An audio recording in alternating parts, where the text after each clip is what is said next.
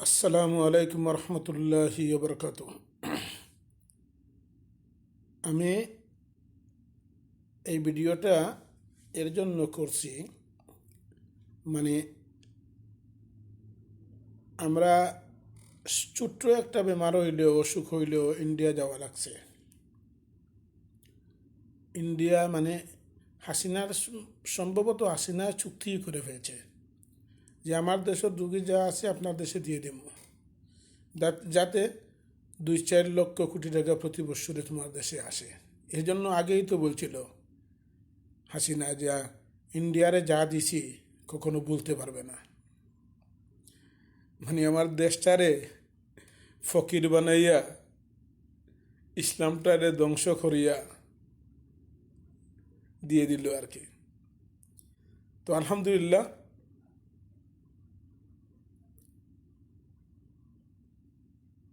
আলহামদুলিল্লাহ আমরা যা কিছু গোয়াইছি এর বিনিময়ে আমরা ডক্টর ইউনুস চাচাকে পেয়েছি।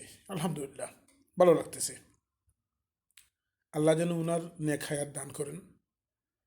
আর আমি ডক্টর ইউনুস চাচা আপনাকে একটা কথা বলতে চাচ্ছিলাম, বলতে চাই যে আপনি আমাদের দেশে তো অনেক টাকার মালিক আছে মানুষ, প্রয়োজন হয় যে 5,000 কোটি দিয়ে 500 কোটি টাকার মালিক ওর কাছ থেকে 100 কোটি টাকা নেন লোন, যে 1,000 কোটি টাকার মালিক তার কাছ থেকে 200 কোটি টাকা নেন লোন, যে 50 কোটি টাকার মালিক তার কাছে 5 কোটি টাকা নেন লোন, যে 1 কোটি টাকার মালিক আছে তার কাছ থেকে 10 লাখ টাকা লোন নেন আপনি দেশের স্বার্থের জন্য, নিয়ে আপনি বড় হসপিটাল করেন যাতে একজন মানুষ বাইরে যেমন লাগে না।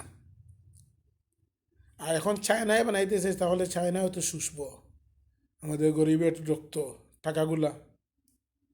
তাহলে আমাদের দেশের ব্যাংকে যদিও ব্যাংকে পয়সা থাকে না, তাহলে অন্য দেশ থেকে আপনি কর্জ আনেন, আনিয়া দেশের মানুষের টাকা দেশের ভিতরে রাখেন। আমার একটা অনুরোধ আপনার কাছে, আপনারা উপদেষ্টা যারা আছেন সবার কাছে, বাইরে থেকে পয়সা আনেন খরচ, ঋণ করিয়া আনেন, আনিয়া একটা হসপিটাল বড় করেন, যাতে যে বিদেশ যাওয়ার প্রয়োজন হইলে তখন আমাদের দেশের ভিতরে এটা হয়। যেমন আমার আমার আত্মীয় 2-4 জন মারা গেছে ইন্ডিয়ার যাইয়াও, ক্যান্সার হয়েছে বলছে ইন্ডিয়ার যাও, মানে একটু বেমার হয়েছে বলছে ইন্ডিয়ার যাও, তখন ইন্ডিয়ার যাইয়া ওই 5-6 লক্ষ টাকা খরচ করিয়া আইছে, আর আবার পরে 2-1 মাস পরে আবার মারা গেছে।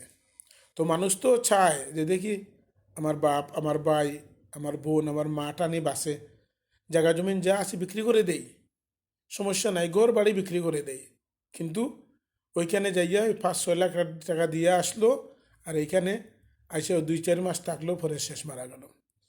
তো এই চিকিৎসা যাতে আমাদের দেশের ভিতরে হয়, যদি কেউ বলে বাইরে দেশে যাও, তাহলে এই ধরনের একটা হসপিটাল বানান আপনি, যাতে বাইরে দেশের কাজ আমাদের দেশে হয়। হবে তো, কারণ আমাদের দেশে কি একবারেও টাকা নাই, যদি না থাকে তাহলে খরচ আনেন, আমরা প্রবাসীরা দিব ইনশাল্লাহ, যাতে আমাদের টাকাগুলা আর বাইরে পাচার না হয়। এমনিও তো অনেক টাকা পাচার হয়ে গেছে। আপনি একজন সম্মানী মানুষ, আপনি যদি চান তাহলে অন্য যে কোনো সরকার আসুক, বাইরে থেকে টাকাগুলো আনতে পারবো না, কিন্তু আপনি একজন সম্মানী মানুষ, আপনার কথা সবাই মানবে। 360টা বাড়ি বানিয়ে ফেলছে ভূমিমন্ত্রী।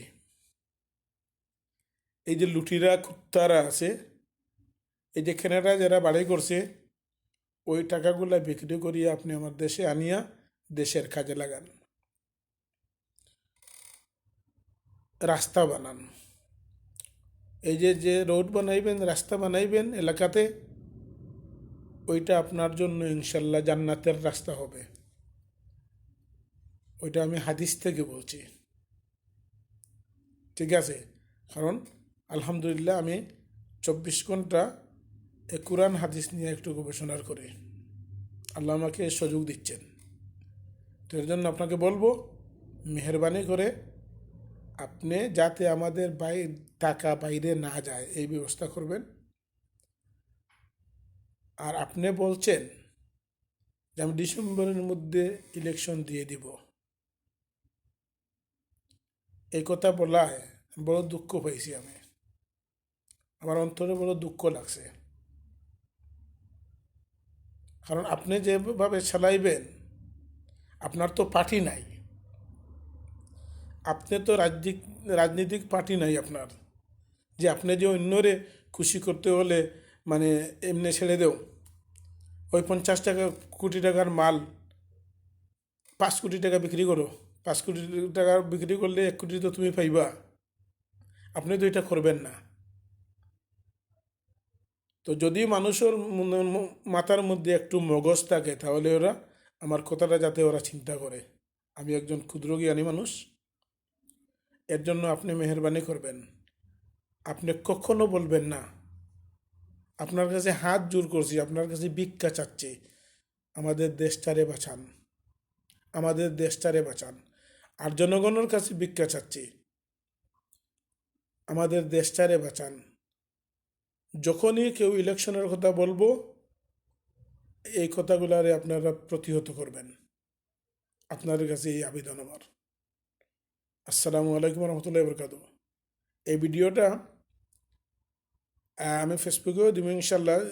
সবাই শেয়ার করবেন যাতে প্রশাসন ডক্টর ইউনূস চাচার কাছে গিয়ে পৌঁছে। আল্লাহ হাফিজ। আল্লাহ যেন সবাইকে ভালো রাখেন। আসসালামু আলাইকুম রহমতুল্লাহি বরকাত।